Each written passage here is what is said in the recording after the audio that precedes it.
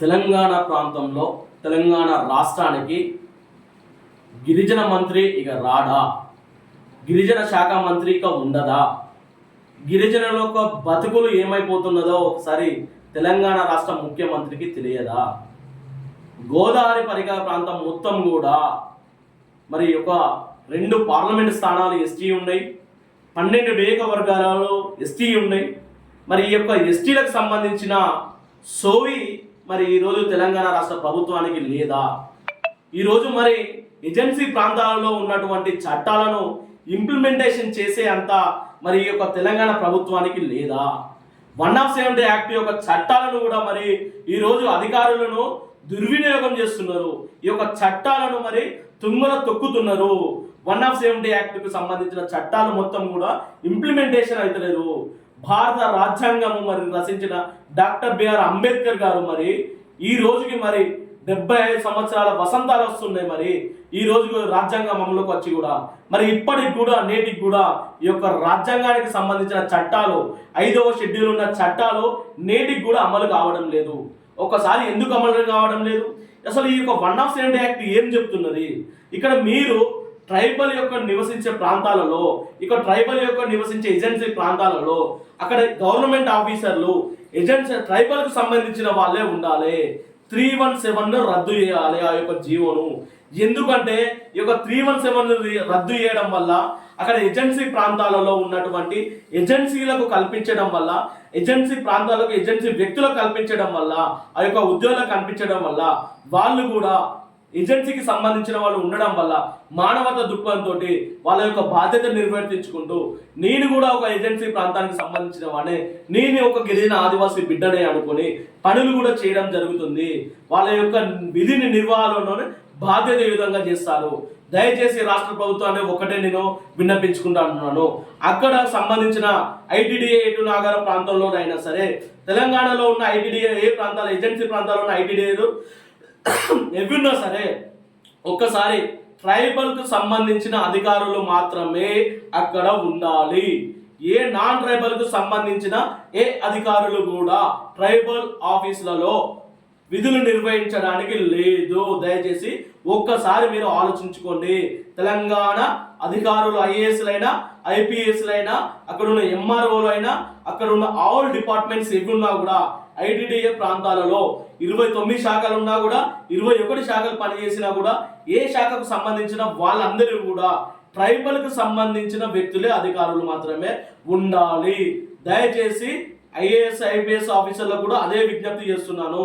సిఐలకు ఎస్ఐలకు కూడా అక్కడ ఉండడానికి లేదు. మేము త్వరలోనే ఎస్టీ కమిషన్కు దీన్ని మేము తీసుకెళ్తాము. ఢిల్లీలో కంప్లైంట్ తప్పకుండా ఇస్తాము. తప్పకుండా చర్యలు సిఎస్ ఇక్కడ రాష్ట్ర ప్రభుత్వం సంబంధించిన సిఎస్ ఈ యొక్క సమస్యలను ఎదుర్కోవాల్సి వస్తుంది. తప్పకుండా మేము చెప్తున్నాము. ఒక్కటి మేము చెప్తున్నాము, గతంలో 10 రోజుల క్రితము, వారం రోజుల క్రితము హుస్సేన్ నాయక్ గారు వచ్చారు. వాళ్ళు కూడా చెప్పారు. ఏమని చెప్పారు? తప్పకుండా నాన్ ట్రైబల్స్ కు సంబంధించిన అధికారులు కూడా ఏ ఒక్కరు కూడా ట్రైబల్లో ఎటు నాగానికి సంబంధించిన ఐటీడీ ఆఫీసులో ఎవరు ఉండకూడదు.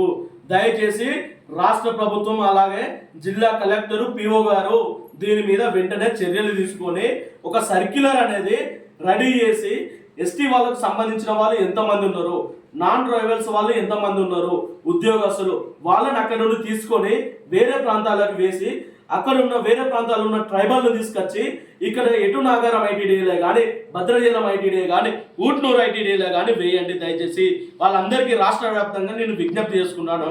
ఒకటి, తప్పకుండా గిరిజన శాఖ మంత్రి అనేవాడు ఉండాలి. మీరు రాజకీయ స్వార్థం కోసము గిరిజన శాఖ మంత్రిని అసలు నిర్వహించలేదు. ఇప్పటి వరకు కూడా ఏం మోసం చేసిందని గిరిజన శాఖ మంత్రిని ఎందుకు నిర్వహించలేరు? మీకు అన్నీ చేస్తున్నారు. ఓటు వస్తే ఓటు బ్యాంకులు వేస్తున్నారు, ఎమ్మెల్యేస్ అసలు ఎమ్మెల్యేలను నింపుకుంటున్నారు, ఎంపీలు వస్తే ఎంపీలను నింపుకుంటున్నారు. కానీ ఇక్కడ ఉన్న ఆదివాసీ గిరిజన చట్టాలకు సంబంధించింది గిరిజన శాఖ మంత్రి అయితే ఉండనే ఉండదు. నీకు ఏ మంత్రి కావాలో ఆ మంత్రి ఇస్తాడైనా మంత్రి చేసుకుంటు. ఒక్కసారి నేను ముఖానికి ఆదివాసుల దగ్గరికి వచ్చిన చూసిన గడుతున్నదాన ఒక్కసారి నువ్వు కూడా అర్థం చేసుకో, ఈ యొక్క వీళ్ళ యొక్క బాధలను అర్థం చేసుకో, మా యొక్క ఆదివాసుల యొక్క పడుతున్న కష్టాలను అర్థం చేసుకో. మొన్నటికి మొన్న 2000 మంది రైతులు ఆడికి వస్తే ఆ చట్టాలను ఉల్లంఘించడం వలన అక్కడ 2000 మందికి రైతులకు అన్యాయం జరిగింది మొక్కజొన్న కంకులపై. ఇప్పటి వరకు కూడా దానికి సంబంధించిన కార్యాచరణ లేదు. ఎవరు చేస్తున్నారు దానికి సంబంధించిన కార్యాచరణ? బీజేపీ చేస్తున్నది. ఢిల్లీలో రేపు 2 రోజులలో ఢిల్లీలో అక్కడ నుండి సర్క్యులర్ వీళ్ళకి రిలీజ్ అవుతుంది.